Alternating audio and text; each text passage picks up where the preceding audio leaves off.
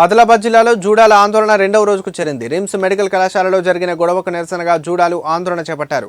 RIMS జూడాలు ఆందోళనపై స్పందించిన director of medical education విచారణ కమిటీని నియమించింది. ఈ రోజు విచారణ కమిటీ సభ్యులు శివప్రసాద్, ప్రొఫెసర్ డాక్టర్ వివి రావు ప్రొఫెసర్లు రిమ్స్ను సందర్శించి డైరెక్టర్, స్టూడెంట్స్, ప్రొఫెసర్ల నుండి ఘటనకు సంబంధించిన వివరాలు సేకరించారు. గొడవకు సంబంధించి కమిటీ విచారణ కొనసాగుతున్న తరుణంలో జూడాలు డైరెక్టర్ డౌన్ డౌన్ అంటూ నినాదాలు చేపట్టారు.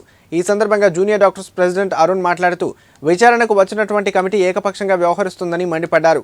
డైరెక్టర్ జైసింగ్ రాథోడ్ను సస్పెండ్ చేయకుండా విచారణ ఎలా చేస్తారని ఆవేదన వ్యక్తం చేశారు. తమకు న్యాయం జరిగే వరకు తమ ఆందోళన కొనసాగుతుందన్నారు. అవసరమైతే రిమ్స్ హాస్పిటల్లో అత్యవసర సేవలు కూడా ఆపేస్తామని హెచ్చరించారు. విచారణ కమిటీ సభ్యులు డాక్టర్ శివప్రసాద్ ప్రొఫెసర్ను వివరణ కోరగా ఆయన స్పందిస్తూ డిఎంఈ ఆదేశానుసారం ఘటనకు సంబంధం ఉన్న ప్రతి ఒక్కరి నుండి వివరాలు సేకరించామని, ఈ వివరాలను డైరెక్టర్ ఆఫ్ మెడికల్ ఎడ్యుకేషన్కు సమర్పిస్తామని అన్నారు.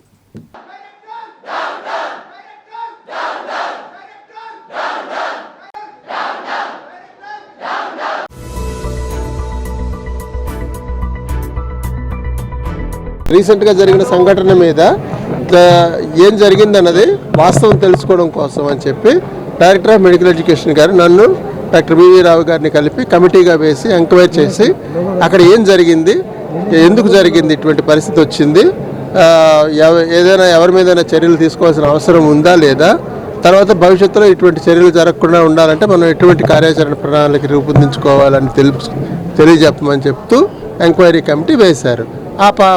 ఆ సందర్భంగా ఇక్కడికి విచ్చేయడం జరిగింది.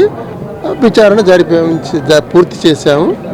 దీనికి సంబంధించిన అందరినీ కాంటాక్ట్ చేశాము, వాళ్ళ అభిప్రాయాన్ని తెలుసుకున్నాము.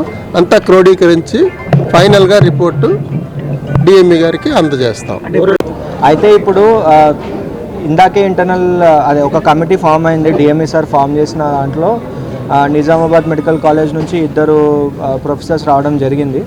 అయితే వాళ్ళు వచ్చిన తర్వాత ఈ ఇన్సిడెంట్లో ఇన్వాల్వ్ అయిన వాళ్ళు ఎవరైతే ఉన్నారో వాళ్ళందరినీ లోపలికి పిలిచి క్వశ్చన్స్ అడగడం జరిగింది. అయితే నేను ఇప్పుడే వీళ్ళతో మాట్లాడాను.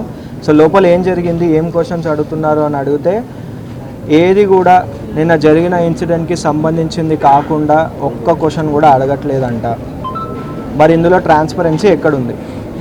సెకండ్ థింగ్ ఏంటంటే, ఒక అలిగేషన్స్ ఉన్నప్పుడు ఒక అలిగేషన్స్ ప్రూవ్ కాకపోయినా ఒక్కసారి ఇంత పెద్ద ఇష్యూ జరిగి అలిగేషన్ వచ్చినప్పుడు ఆ పర్సన్, అది డైరెక్టర్ కానివ్వండి ఎవరైనా కానివ్వండి, ఆ రిలేటెడ్ పర్సన్ ఆ ఇంట్రోగేషన్ ఇన్వెస్టిగేషన్ జరిగేటప్పుడు పర్సన్ ఉండకూడదు.